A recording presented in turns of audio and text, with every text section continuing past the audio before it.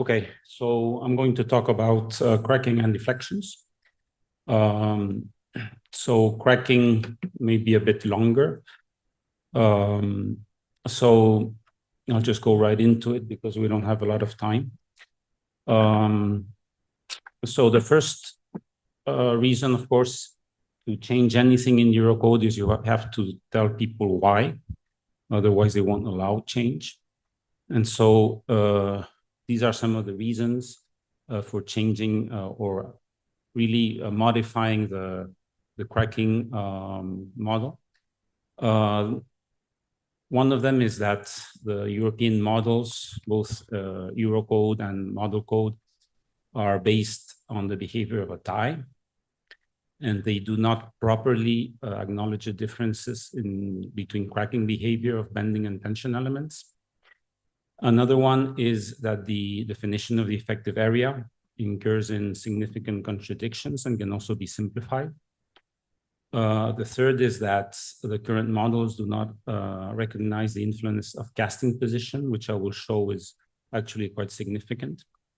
And also, if you account for these factors, you can obtain a significant improvement with respect to the agreement between the model values and the experimental data. And another point, which will I discuss very briefly because I don't have time, is that the effect of shrinkage, while it does have an effect on the crack opening, does not really have an effect, significant effect on the maximum crack opening, and therefore this has been disregarded. Okay, so this is the cracking model. So you will see these are the differences. We introduced a KFL factor, which accounts for the distribution of stresses. This is already present in Eurocode 2 as factor K2, but we will see that the formulation is not really well accurate, let's say. Then we have this other factor, KB, which accounts for bond conditions. Then we have in the other term, in the term of the difference between steel strain and concrete strain, we have a factor that accounts for curvature. This factor is actually very important because this curvature effect is very significant when you have large reinforcement quantities and large covers. And if you do not account for it, there is no way that you can reproduce experimental results. And then we based our analysis on mean values because this is the only values which you can significantly obtain from tests. And then we multiply this by a beta factor, which is an NDP, which allows to go from mean values to characteristic values, to design values. This beta is NDP because it is up to countries whether they want to have the 50% fractile or the 5% fractile or whatever they want. Okay, so for the casting position, it should not be surprising to anybody really that casting position has an influence in cracking, but this factor has never been there. Of course, we know that with the bars located at the top, horizontal bars at the top of a deep section, you have bleeding of concrete and you have settlement. And as a consequence, you have reduced bond conditions around the bars. So we came up to this problem quite by accident, really. We had tested in 2009 this beam, which had a large cover and 12 millimeter bars. And in 2017, we were testing ties. And we were testing ties with 12 millimeter bars, and they were threaded bars. And when we did the first test with the 12 millimeter bars and the smaller cover, we had a failure of the bars at the thread, and we could not reach stabilized cracking. So that was actually a failure. So we decided to test the other tie we had. Instead of testing in tension, we tested it in bending. And we obtained a cracking pattern which was completely different. And we were thinking about this for months, and we could not understand why. And then finally, after many months, we realized that we had turned the beam over because we wanted a smooth surface on top to draw the cracks.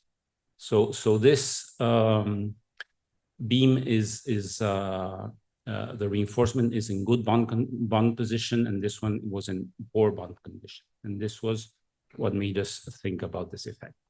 So these are the tie tests we did. So if you look at the tie test, you have also two phases, one which is concreted in with good bond position, and one is concreted with poor bond position. And you can see right away that you get more cracks when you have good bond than we have poor bonds. And this is systematic in all of our tests. So we actually studied this, further studied. We built companion specimens to all of the specimens we had tested earlier.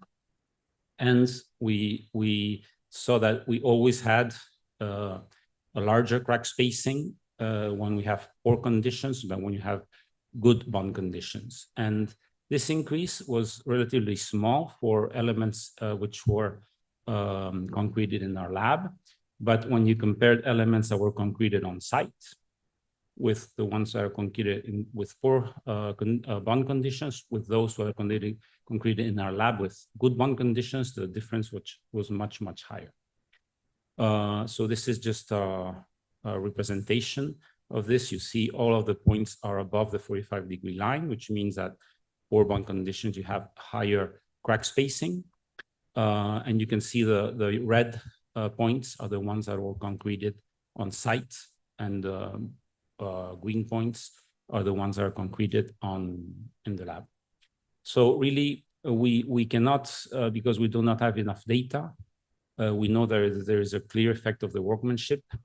We think that there might be a possible influence of the bar diameter and the cover depth, but we don't really have enough data to propose a sophisticated model. So we just propose the placeholder here just to recognize that bond casting positions is an important and significant effect on cracking.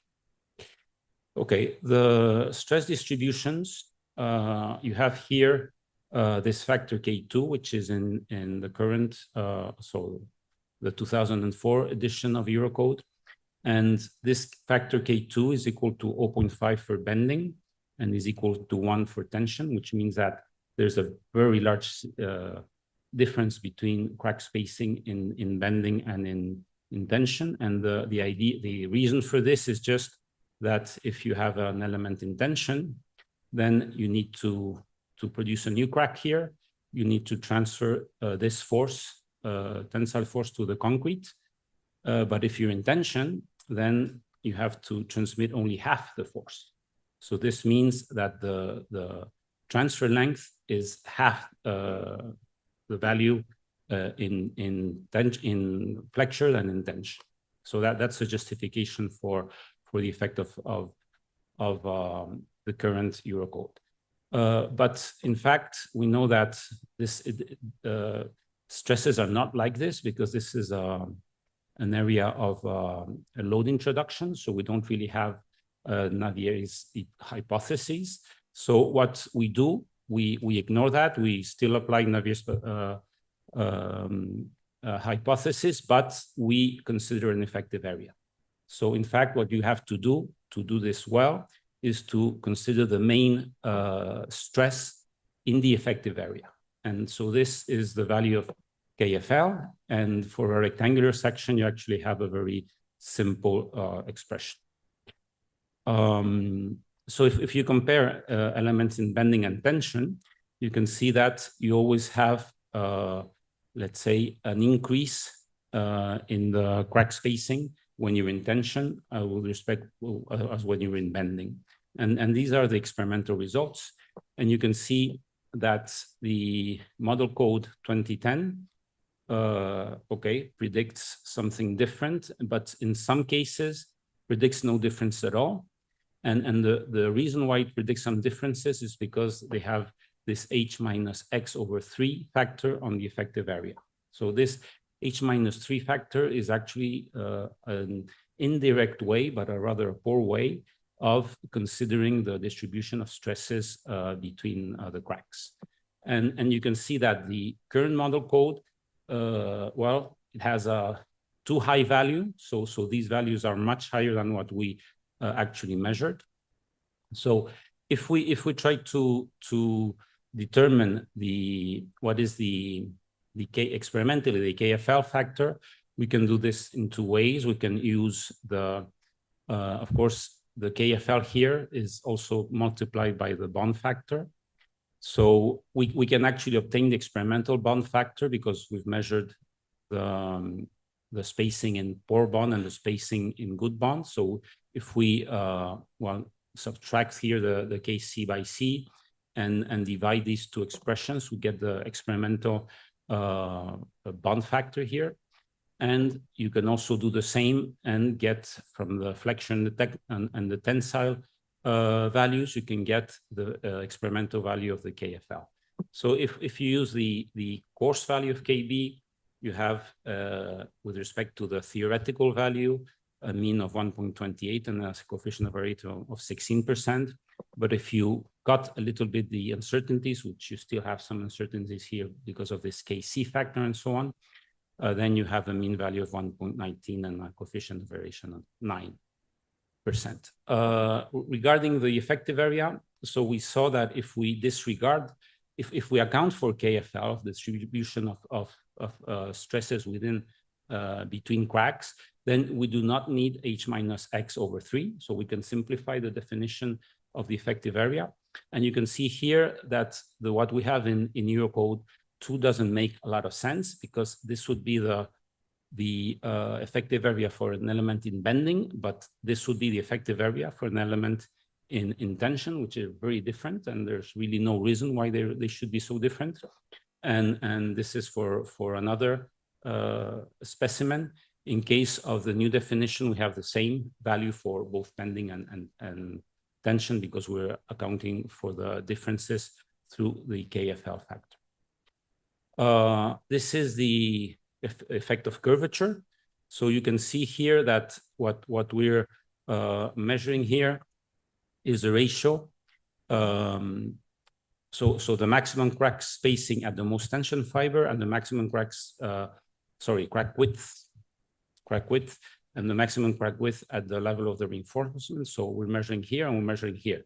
And we're comparing these two values. And you can see that if you measure up here, you have a larger value than if you measure up here. And actually this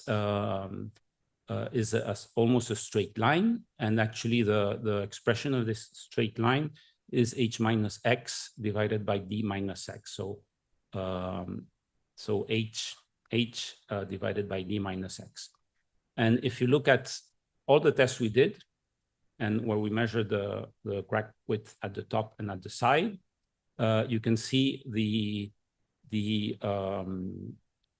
coefficient of the correlation factor is very high, and we have if we divide the slope by this K over curvature factor, we have always a factor which is almost equal to 1. So this is undeniable that this plays a role. And as I said before, this is fundamental if we want to account for predict the cracking in elements which have large covers and high reinforcement quantities. So this is the calibration. So we calibrated it. You can see you have no difference between tension and flexure, which is not the case if you look at the current Eurocode. You have also reduced value of the coefficient of variation. So you can see this is for flexure, so 27, 24, and 23, and for tension, 21, 21, and 15. So you have a much lower coefficient of variation. You can see also that Eurocode, the current Eurocode, has a very high mean value for tension. This is because of the K2 factor, which is overestimated. And this is the the comparison with test data sets, so an independent data set to see whether it works. And you can see again that these are all flexural elements, but you can see a coefficient of variation of 18 compared with 23 or 25. Okay, and for deflections, 3 minutes? Yeah, that's fine. So for deflections, we try to simplify, because applying the zeta method to generic structures is not so easy. If you've designed the structure, what you do normally is you have a model, and in the model you have a linear elastic linear model, and what you do is you get linear deflections. So the simplified model here allows you to take your deflection due to loads from your linear model, take your deflection due to shrinkage from your linear model, and correct it by 2 factors, which account for the cracking and tension stiffening. And this one, which accounts for the cracking. So the difference in the first modulus of concrete cracked and uncracked, and the tension stiffening. And the simplification here is basically in this equation, where we simplify the cracked inertia with respect to the gross inertia, and account also here for the creep. So this is an effective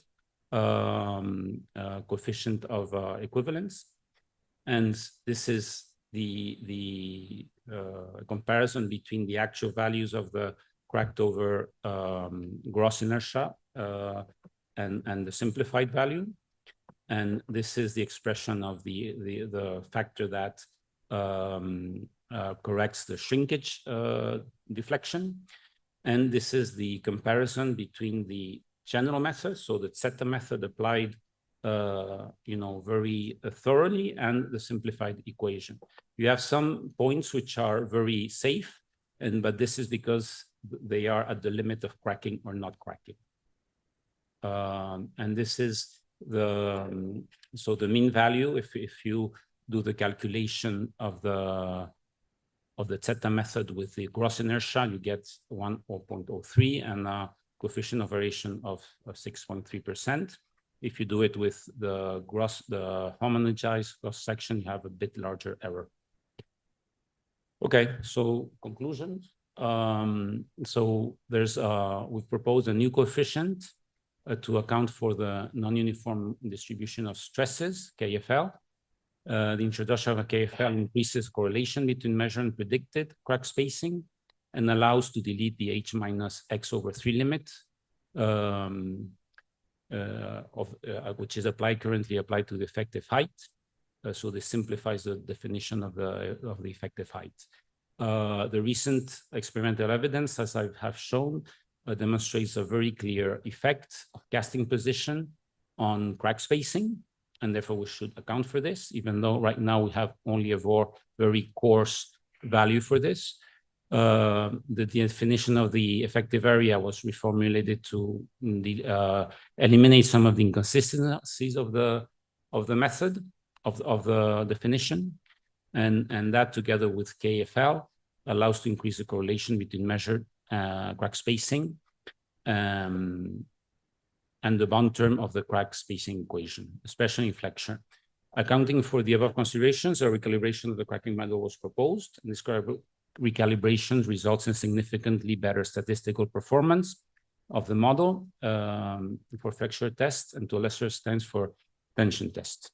So regarding the effect of shrinkage, I said before that we do not account for it. This is because when we have the crack formation stage, your section is subjected to the cracking force, and the cracking force, due to the stresses, the tensile stresses produced by shrinkage between cracks, starts getting smaller and smaller as shrinkage increases. So the force at which your section is subjected becomes lower. And if you have a stabilized cracking and you have 2 cracks which are 2 transfer lengths away, and you start getting redistribution of stresses in between, then you get a new crack. And therefore, it does not really affect the maximum crack width. And thank you. So yeah, okay, thank you.